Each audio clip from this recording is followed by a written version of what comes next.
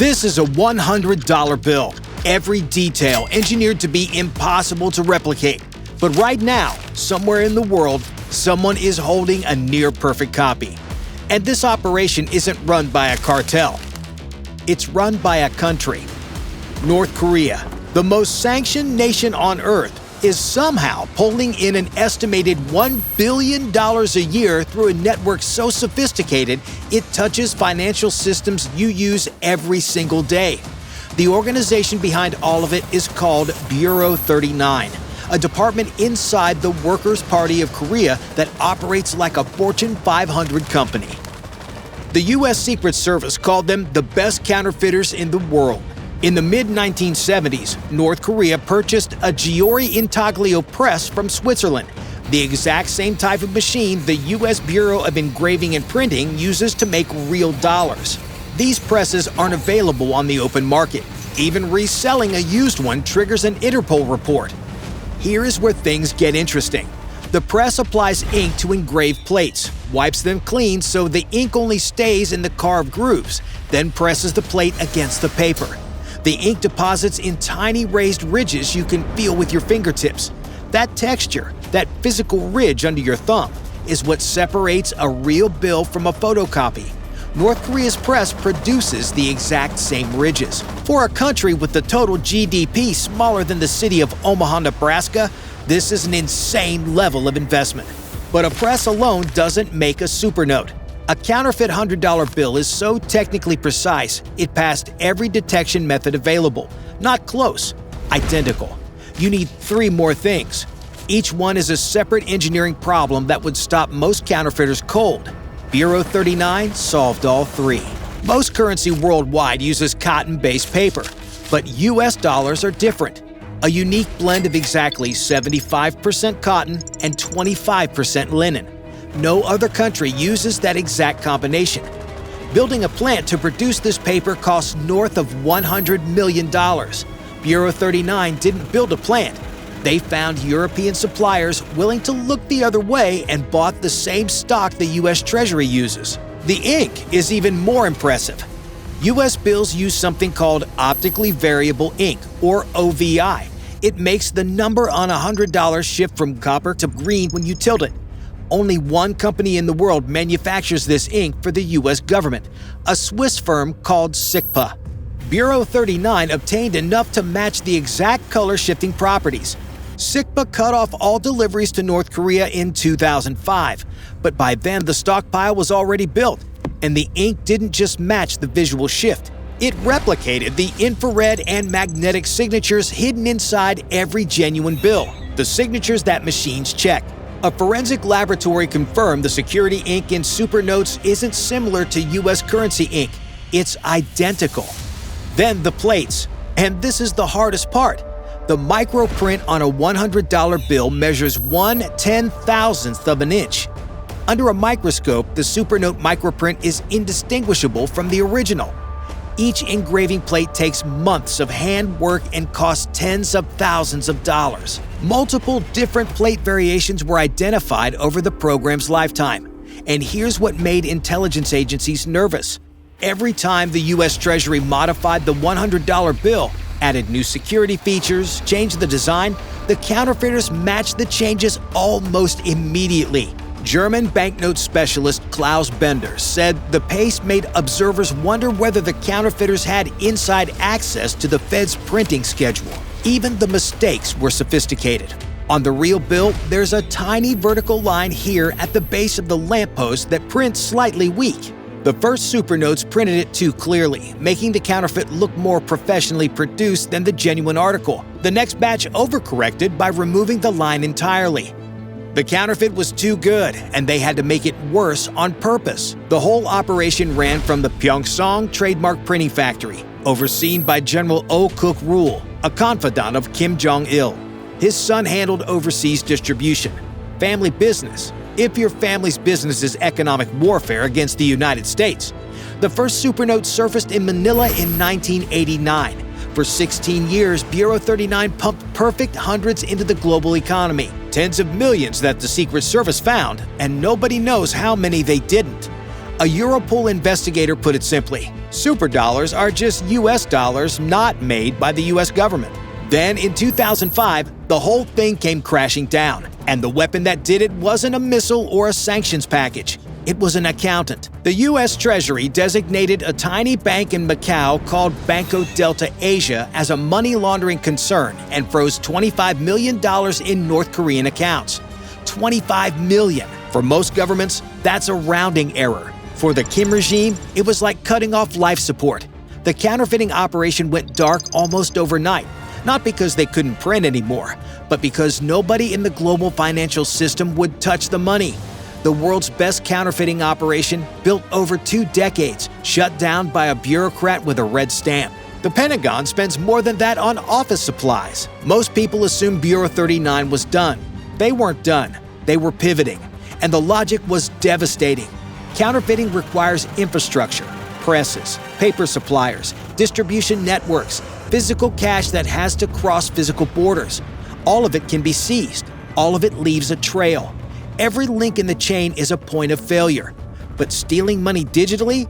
No presses, no paper, no borders, no couriers, no bank accounts to freeze. And the potential take isn't tens of millions, it's billions. Bureau 39 was about to become the most dangerous hacking operation on the planet. And the weapon they'd built to do it starts with an 11-year-old kid who's good at math. North Korean intelligence identifies mathematically gifted kids, some as young as 11, and funnels them into a 6-year program at the Kim University of Technology in Pyongyang. 6 years. That's longer than most American medical residencies.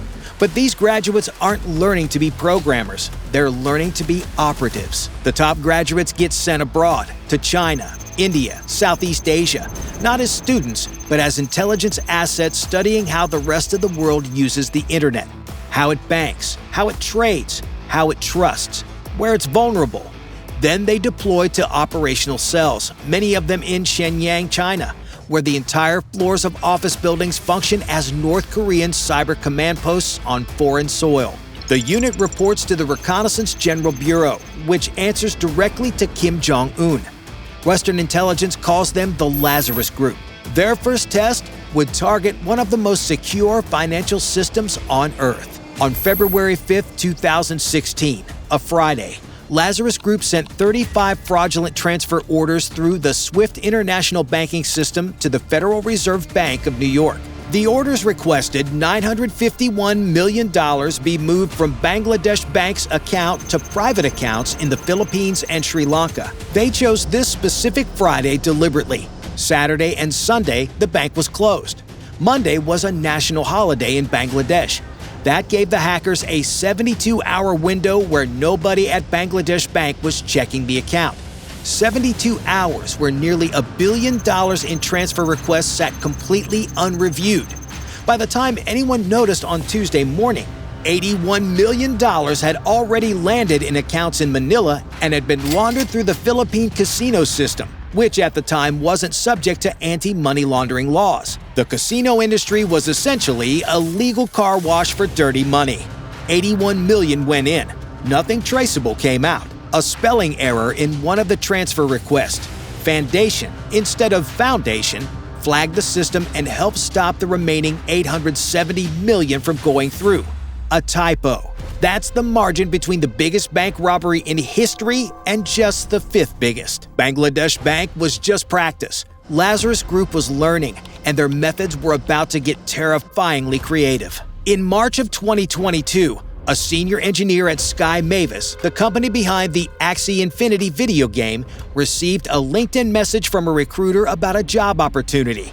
The company seemed legitimate. The interviews seemed normal. Multiple rounds, friendly follow-ups. Then came the final offer letter in a PDF. It was malware.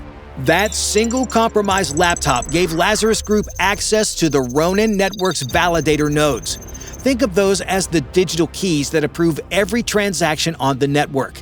Control the validators, control the money. They drained $620 million in cryptocurrency. Nobody noticed for 6 days.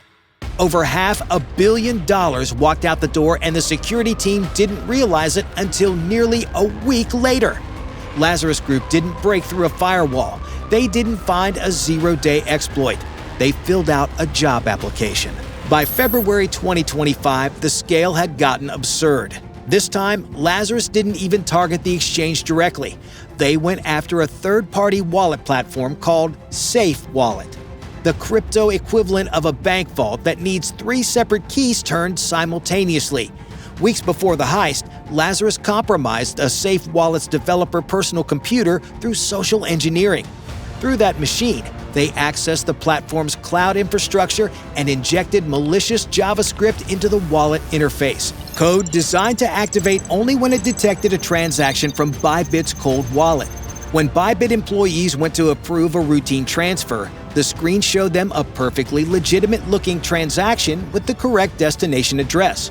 They approved it. They were actually signing over control of the entire wallet to North Korea. 1.5 billion.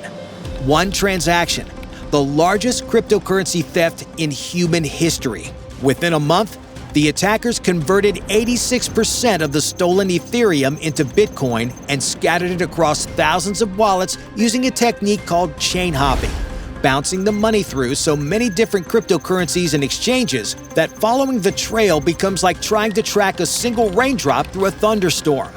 By the time investigators mapped the transactions, the money was gone. Add it all up, and in 2024 alone, the Lazarus Group accounted for roughly 1/3 of all cryptocurrency crime on the entire planet. But the operations run deeper than the headline heists. Right now, today, thousands of North Korean IT workers are sitting in apartments across China and Southeast Asia, logged into LinkedIn and Upwork, posing as software developers. Microsoft calls the operation Nickel. Here's how it actually works. Step 1. The worker builds a professional profile with a photo stolen from someone's social media and a resume claiming experience at companies that are hard to verify. A small firm in Singapore, a startup in Milan that went under.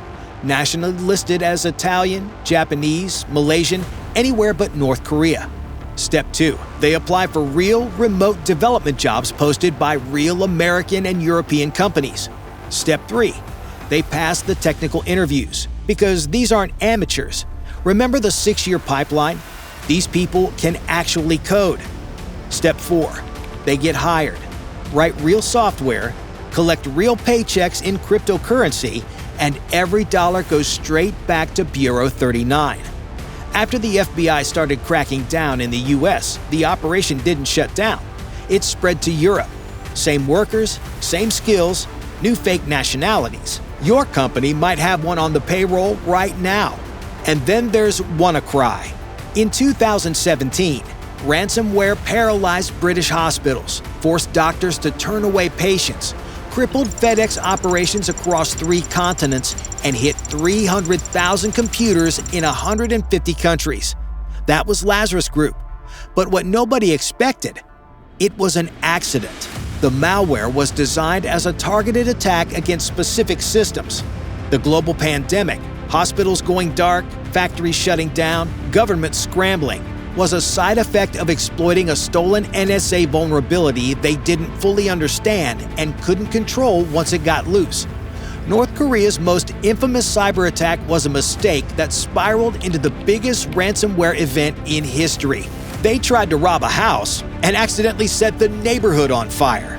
Digital theft is Bureau 39's fastest growing business, but any good Fortune 500 company knows you don't put all your eggs in one basket. Bureau 39 diversifies like a hedge fund manager with a criminal record. The cyber operations get the headlines, but behind them sits an entire portfolio of revenue streams that most people never hear about. Start with the restaurants. 130 of them scattered across Southeast Asia, China, and beyond.